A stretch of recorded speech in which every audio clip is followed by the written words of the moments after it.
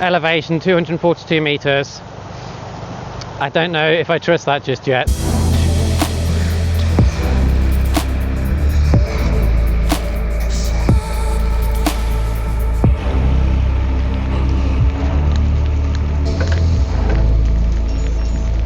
Alright, so today you join me on a steady ride over towards Newton Abbot, starting out from Dawlish. I'm kind of following the River Teign today, parallel on the north side, and then when we get towards Newton Abbot we'll cross over, come down the other side through Combeinteignhead and head towards Shaldon. So a nice easy one today, very wet today. I think it's going to rain all day, so I'm already soaked, already committed to the ride. Let's carry on, see how it goes. Dawlish to Newton Abbot. There's a good bit of climbing to do there, regardless of which way you go really.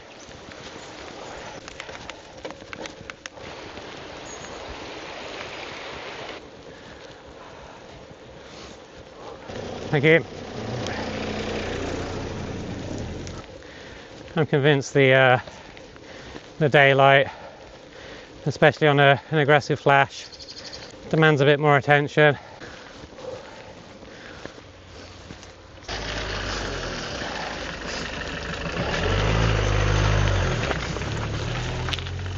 Again, having the daylight flashing, I think that really changed how that one went. I think you're just going to react it sooner. Last week I tried to go to Shaldon and realised I couldn't do it. A bit too much climbing. I was a bit annoyed with myself on that video. Like just in the ride, I mean, at least to begin with, just because I couldn't do what I had planned to do and I didn't really have a plan beyond that. But yeah, it kind of made me realise I need to just take it easy whilst I'm recovering, and having come out today I am definitely more in that mindset and enjoy myself more from the beginning. So, where am I now? Yeah, I didn't plan this one out too well. I know I can do it like without the GPS. I thought I'd be somewhere else, but this is good. I know where I am now. I thought I'd have to do an extra climb actually, but I don't. So let's change the plan a bit. I think there's quite a good off-road track through here. Oops, I almost fell off my bike there. And then it'll skip quite a big climb. I think I will have to climb on a lot of mud, so maybe I'll have to step off and walk, but if I can find that way, let's do that. So I think this is the sort of cycling I like to do the most, and I think this has the most appeal to me. Not quite knowing where you're going to get, what you're going to meet. A little bit of a techie challenge, but not too much.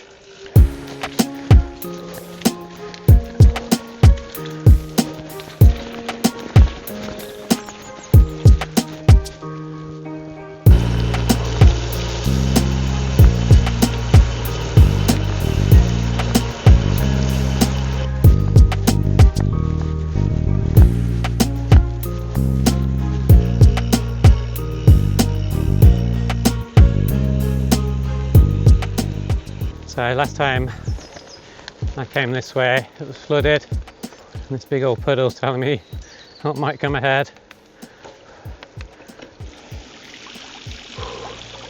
Well, last time I came through, I did my rowing technique, and I managed to keep my feet dry. Obviously, it depends on the level of the flood, but we'll give it another go. It doesn't look too bad, having seen that guy walk through it.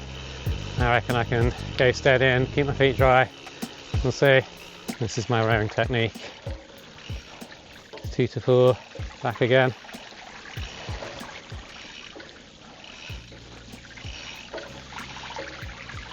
And done.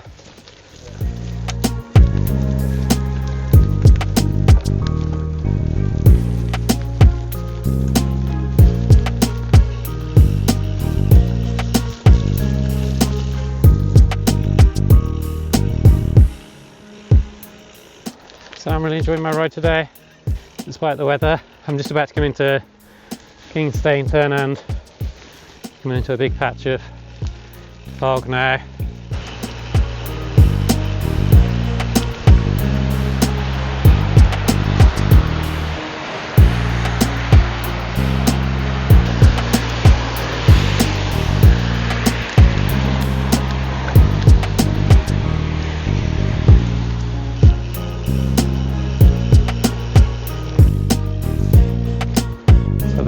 Abbot racecourse.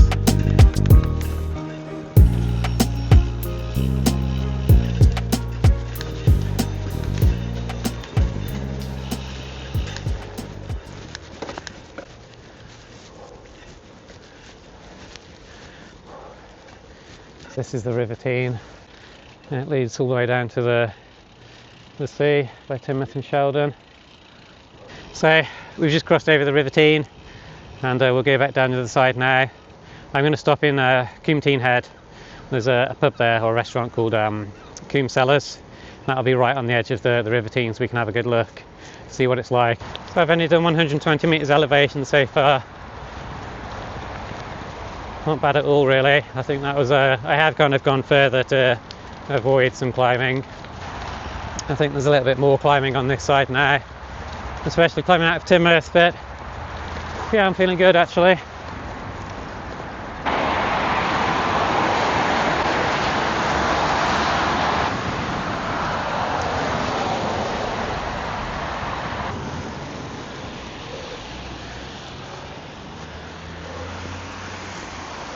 I wanted to turn left then actually, like my memory was telling me to go left. My GPS was saying go straight on. I think I do normally turn left at that point. I've not been on this road before, well, this part of it anyway. It looks like a big downhill, but I'm pretty sure it goes up again. If I had gone through the lanes, there are some steep climbs there, so maybe this will even it out a bit, avoid some of the bigger gradients. Okay, so I'm going back into the lanes here. I could have carried on. I do know that part there. I have come out of this way and then gone back, like carried on down there. There would have been a big climb, and then either I could follow the main road or yeah, join onto these lanes later on. I think that means I don't miss out the big steep hill. It's not that long, but it's got to be over 20%. I'm wondering about my elevation now actually, because 120 metres, I don't know, does that seem like it's not very much for what I've done? Oh, I can't see it on my Apple Watch just yet. Last time I went to Shaldon, my bike GPS, it went wrong and it didn't count all of the elevation. It wasn't until I got home and checked my Apple Watch that I realised, yeah, it kind of dropped like hundreds of metres of elevation. So, I don't know, 120 metres when I talked about that earlier, it didn't seem like that much. We'll see. I'll stop at Combe Cellars and then compare if I can. There is a little beast of a climb coming up now, short but steep.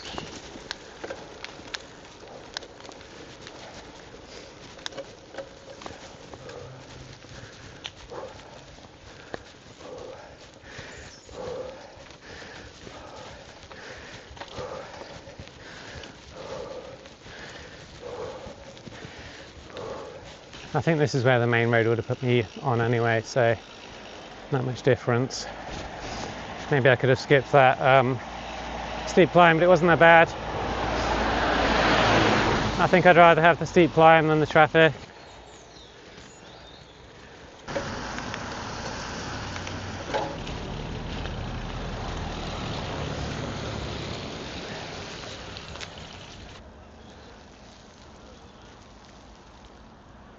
So this is Shaldon at the end here.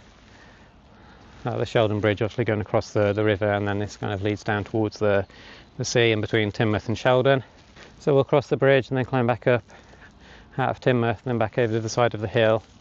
So the hills here we kind of went behind all these hills here and then crossed much further up. So the only trouble with living by the coast, obviously you can't go out into the sea cycling, so you're limited on options. I can't say I can complain about where I live in Dawlish, because you've got the cycle route along the River Ex. You can go to Exmouth, like up one side of the River Ex and down the other. That's going to be like 60-70 kilometres like there, and then coming back as well. And then you can obviously go around Exeter. But I guess that's the only easy route, is what I'm saying. It was great when I was starting to get used to riding again, and 70 kilometres, like when you first start out, like that's kind of like a huge amount to do, and then you can kind of build it up each time. So I'm not complaining about that. But if I want to go anywhere else, there always is going to be climbing. So like coming towards Newton Abbot, you have to climb over Little Haldon somehow. Today, the way that I came was probably the shortest climbing, so I'll have a look at my Strava in a second and see what the elevation is and compare it with my GPS.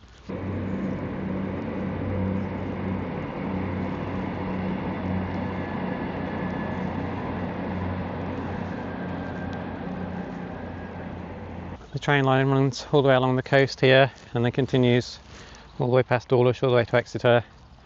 So it's either running along the River Teign, along the coast, or very close to the River Exe as well. There is talk, and I think it is kind of political hot air, I'm afraid to say, but there is talk of opening up a cycle track like all the way along this edge. How the hell they do that, I don't know, like logistically, and in terms of like spend on that as well. I think that'd be a huge amount of money spent. I think if it does happen, it would be years and years, but yeah, I think sometimes the politicians have these ideas, say they're going to go ahead, make it sound like a good idea, and yeah, for many reasons they can't. Like the budgets get cut, they realise they can't kind of get permissions somewhere. So it would be nice to have a cycle track all the way along there. I've never cycled on the road here. I think it's a bit too busy. That's why I kind of go over the back of the hills. It obviously would be nice and flat in comparison to the hills, but yeah, I can't imagine that happening anytime soon. If they do build it, I'll definitely eat my words and ride on it, that's for certain. I couldn't check my elevation, by the way, on Strava. I've only got it on my Apple Watch, it doesn't show it on there, I don't think. So I'll check it like at the end and then I can put it on the screen. Yeah, and it says total ascent 140 now, so I don't think that's going to be right, really.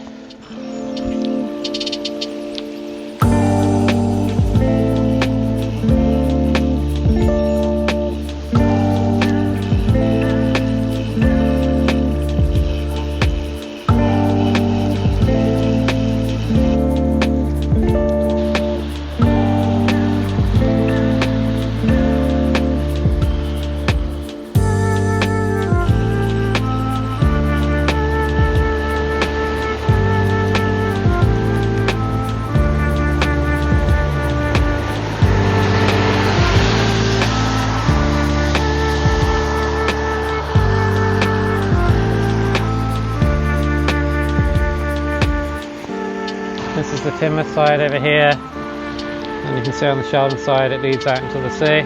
Quite a bit of traffic on the bridge today. I'm undecided on what I'll do in Teignmouth yet. I think I'll go and stop in Teignmouth. I can show you my light. I've been meaning to do a review on that, so let's go to Teignmouth, stop there. I'll show you my light, and then I'll decide if I'm going to climb up on the main road or up on the footpath.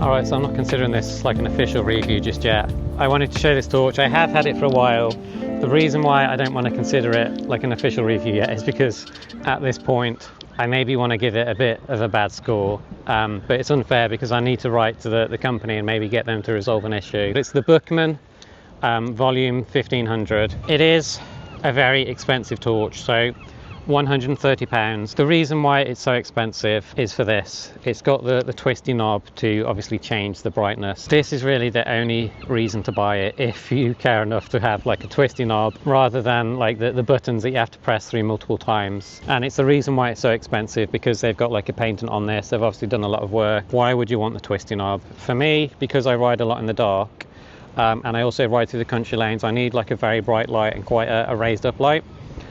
If I meet cars though, often it's too bright for them. I think like cycling through say like 6-8 different settings, like that in itself is dangerous, right? Because maybe you go from like your highest setting down to the lowest setting. Maybe you go from the highest to a flash.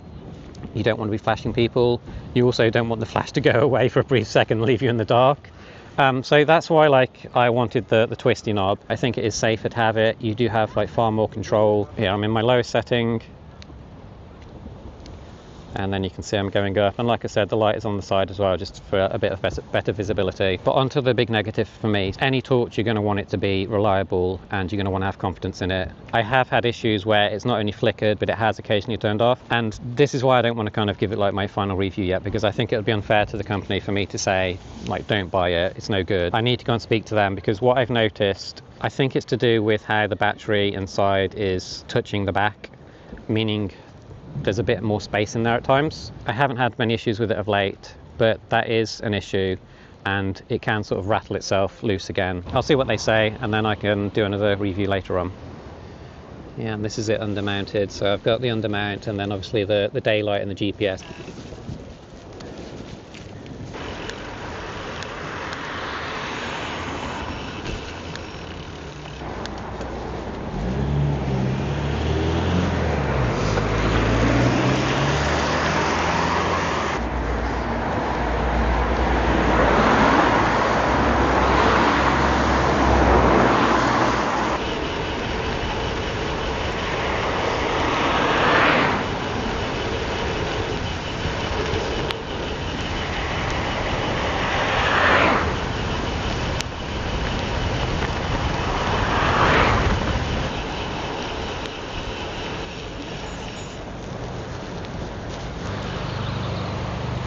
Alright, so back to Dawlish.